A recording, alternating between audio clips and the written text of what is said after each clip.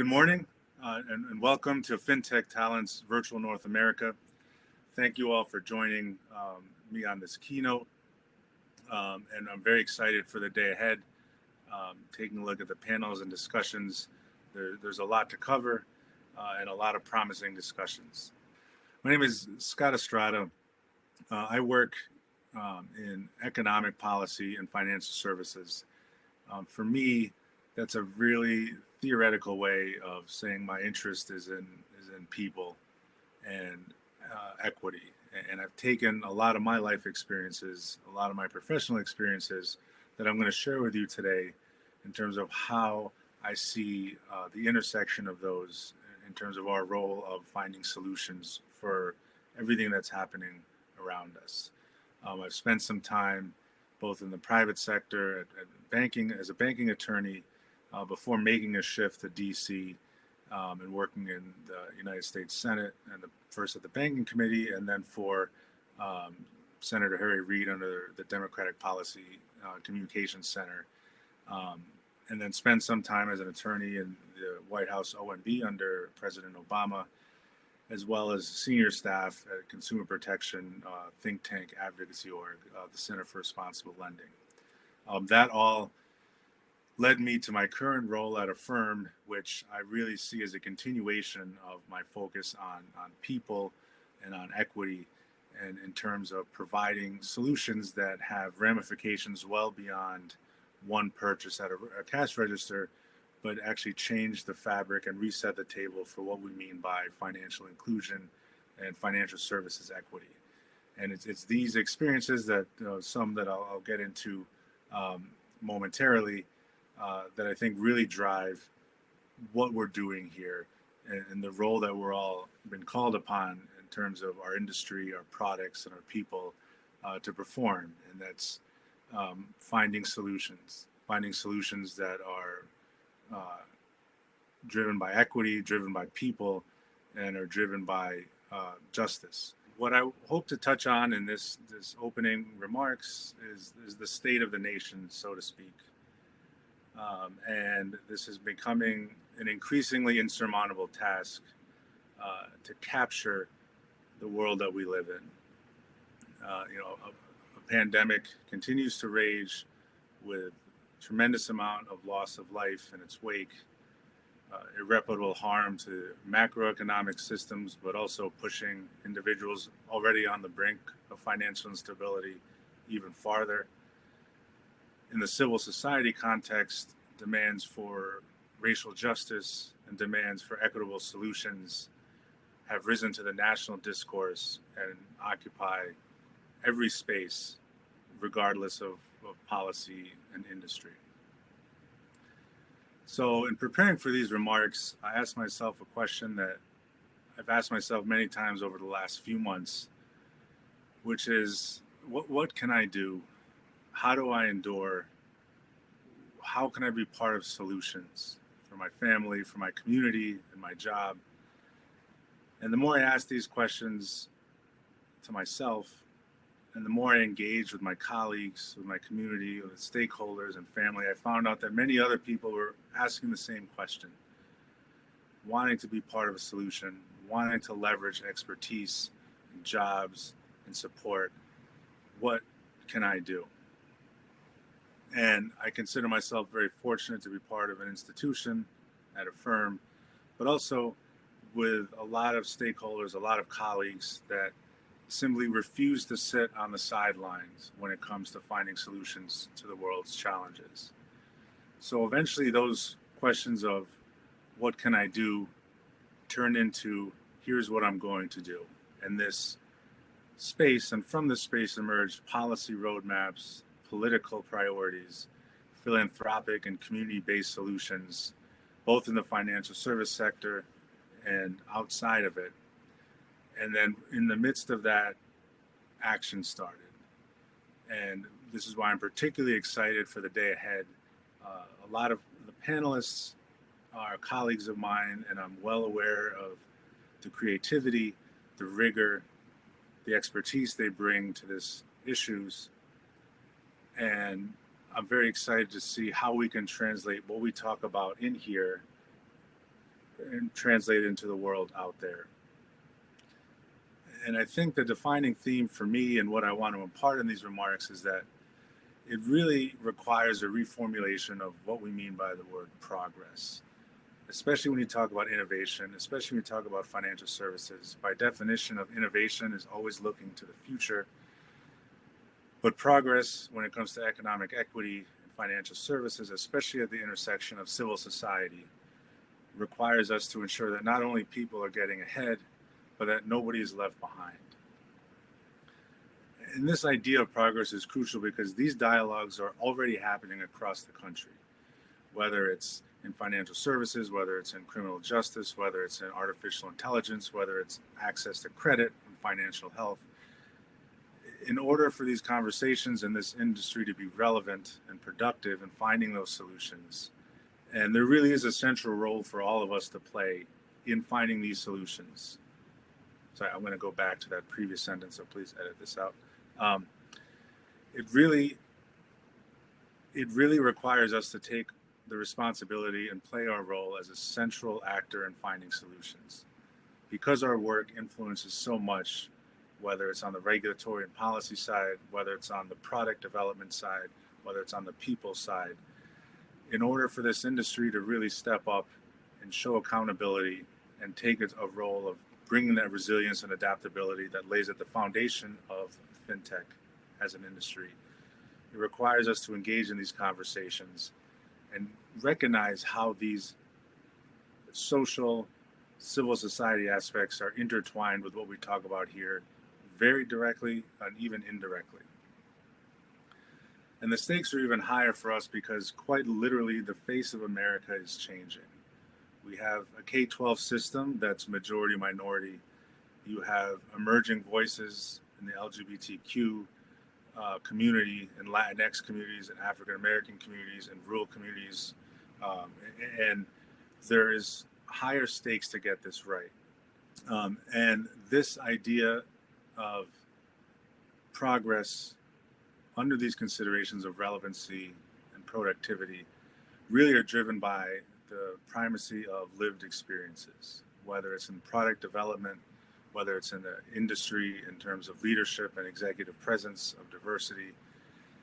The primacy of lived experience will always outweigh any novelty of theory. And lived experience can completely have opposing views on how somebody views financial institutions, the financial industry, the financial sector as itself. Example of this from my own life is, and this is going back quite some time, is I remember my first experience with credit in terms of how I interpreted it as a child was unfortunately one marred with frustration, anger, and embarrassment. This was probably around when I was in sixth grade, after a strong 2-year lobbying campaign.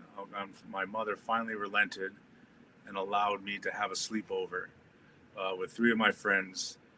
And this just so coordinated with the biggest purchase in the Astrada household, which was a big screen TV and a nice leather couch. By far surpassed everything else that we've had. I've already planned the excitement of having my friends over and watching all 3 Teenage Mutant Ninja Turtle movies so I can return to class on Monday as the king of the sleepovers. And that excitement took me out through the whole week. And it took me right until the day before the sleepover, and I got home from school, still on cloud 9. And what I didn't see was the U-Haul-like truck parked in my driveway, and I didn't hear my father yelling. And when I snapped out of it, what I did see was 2 men in movers outfits carrying the TV and the couch into the truck from the house.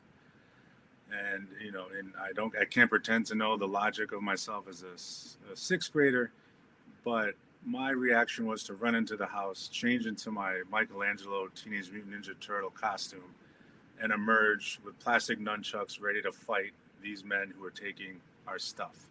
I think it was the sole point of humor in that day for my mom, who still doesn't let me forget that. But what I do remember is the anger and frustration I had toward my father of how he could embarrass me like this. And now what was turned out to be a triumphant sleepover ended in embarrassment and making up excuses on why I had to cancel. Now, the reason why I share this is because a few years later, not too much later, I realized that anger and frustration was very misdirected. The lease-to-own company that sold my father that TV and that couch gave him a 17-page contract, knowing full well he did not speak English fluently, assuring him that he wouldn't have to pay anything for 30 days, despite on somewhere around page 15 it says the first payment is due in 2 weeks, and promising the moon and promising that he wouldn't have to pay money, and the fees for delivery, the fees for repossession, the late fees, the origination fees were all rolled into one collections actions after my father was caught by surprise. So it's these lived experiences from my family, and the context is my parents are 3 generations of ranchers from the Pampas of Argentina, a place called Cordoba. And they had unparalleled work ethic that they brought to this country from the Pampas to the factory floor in New York and New Haven, Connecticut. They were escaping political upheaval in the late 1970s and economic stagnation to live their dream for them and their kids. And I've seen that work ethic firsthand as a child and as a man, rewarded, but also taken advantage of by the financial services sector, by no less than swindlers. I've seen the very positive aspects too of the economic opportunities that my family has had for education especially, but also in the philanthropic and nonprofit support systems that exist, and social safety net programs that are meant to provide support. But I remember walking into payday loan stores with my dad, remembering I was very excited because that meant it was pizza night. I didn't know that he was paying 800% APR for each slice of pizza, but it was out of necessity, not preference for using these products that led us there. I remember our washing machine breaking down and not having any savings and not having access to any affordable credit. So for 6 months, my brothers and I would return bottles at a receptacle place to get the quarters to help my mom do laundry for 6 down the street, because there were simply no affordable options outside of a cash payment for a washing machine. I remember my mom being ridiculed in bank lobbies for not speaking English proficiently. And these are the things that stuck with me. And the reason why I share all this is not only to give you a little bit of insight into my biography in terms of why I'm interested in this space, but it's these lived experiences that I've taken that given me perspective and given me a voice in the policy world, when I've worked at the U.S. Senate, when I worked as an attorney under previous presidential administrations, when I worked as a senior staffer in civil rights and economic equity, and in my current role at Affirm. These are lived experiences that directly shape products, that shape people, and that shape policies. And that these lived experiences across all communities, not just mine, are what's essential in terms of what we mean by progress rooted in equity and lived experiences. So I share that in that vein in terms of how I see us proceeding into this day with an open mind in building roadmaps for progress and building ideas for equity, especially as it comes to credit, financial services, and the promises of innovation in terms of building on what we have. Excuse me. So I want to go next to three of my asks for you to approach the day, to keep in mind, to really think through, and I hope that you take them into the discussions, into the panels, and much farther on. The kind of 3 sayings that have guided my career, albeit somewhat hackneyed, I think in the spirit of innovation, it's kind of putting a new spin on old phrases. So the first one I would say is, you don't know what you don't know. Now, this has been traditionally used, obviously, as the need for diverse voices in the room for differing perspectives, which is crucial and central to what this phrase means. But I also would take it one step further in that it's on us as an industry, which is one of the mission statements of Affirm Inc., where I work. It's on us to not only push for diversity, but for proactively creating the space for other voices to emerge. Because many times those voices have been silenced by overt marginalization or have been left behind. So when it comes to policy, when it comes to products, everywhere from the executive level down to the frontline customer service staff, there has to be a space for voices to emerge that have been traditionally outspoken or forgotten. And it's on us to proactively create that space. And I'll say it again because I believe it's really at the core of this belief, is that we have to proactively create the space for new voices to emerge in the discussion. So it's not just putting a seat at the table for folks, but ensuring that there's a microphone in front of that seat. And I think one of the crucial aspects of this is that in financial services and especially economic theory, where incentives, especially when it comes to behavioral economics and interpreting why people do what they do and using that information to directly craft policy and products, is that you can get the right answer and be completely wrong in how you got there. And I think the lesson I've learned, and I'm going to go back to the smartest person I've ever met in my life is my mom, is a joke that she would always tell me that comes from Argentina and lose a little bit in translation, but it really captures the essence of how you can get the right answer and be completely wrong and miss the point. So it goes like this. There are 3 individuals going to work one morning, get into a pretty bad car accident, and all of them kind of hit their heads. So they go to the hospital to get checked out. The doctor runs all the tests, looks at all the charts and says, I don't see any problem. You should be good to go, but we'll just do a quick cognitive check and send you on your way. So he goes to the first patient number 1, and he goes, what's 9 times 9? And the patient goes, Doc, that's easy. It's blue. The doctor looks confused and he says, okay, clearly we're missing something. You're not ready to leave. We're going to hold you here for more tests till we figure out what's wrong. Turns to patient number 2. Second patient, he goes, the doctor says, what's 9 times 9? Second patient says, no, it's easy. It's Monday. The doctor gets frustrated. He's like, okay, clearly we're missing something. You can't be released. We have to hold you here. So almost knowing the answer in advance, the doctor turns to the third patient and he says, what's 9 times 9? And then the third patient looks, he's like, Doc, that's obvious. It's 81. The doctor looks relieved. He's like, okay, at least, one of you is okay. We're going to send you on your way and we'll keep the other 2 for testing. So as they're leaving the room, patient number 1 asks patient number 3, hey, how did you know 9 times 9 was 81?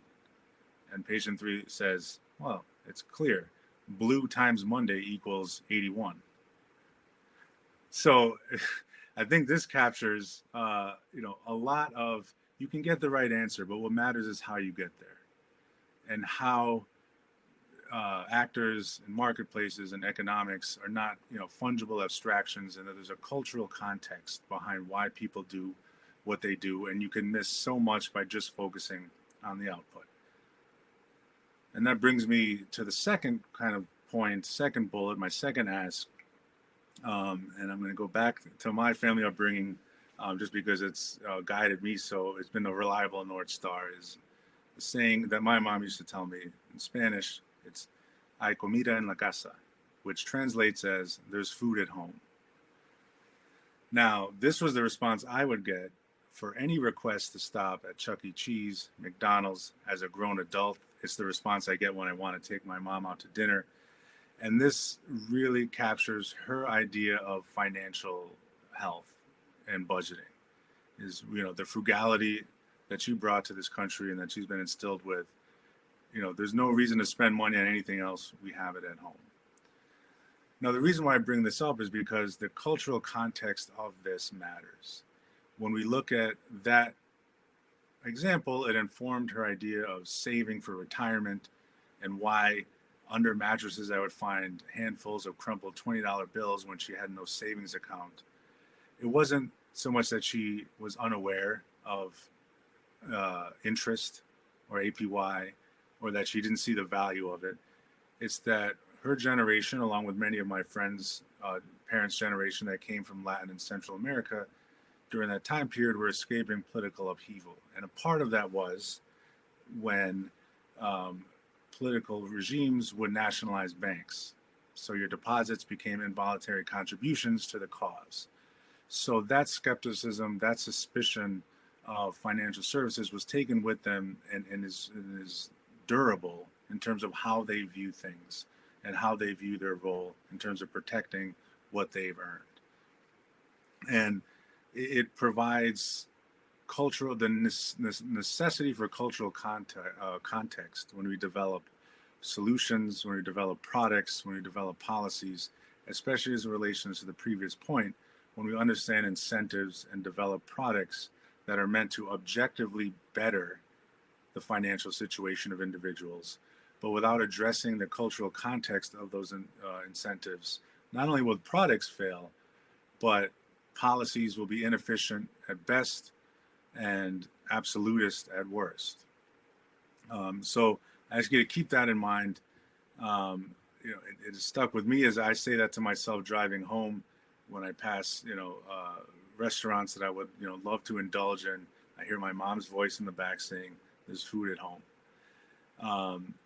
So that's kind of the second one, and that leads into the final bullet point in terms of what I'd ask you to keep in mind for the day ahead is an aphorism that's commonly attributed to Mark Twain, although it's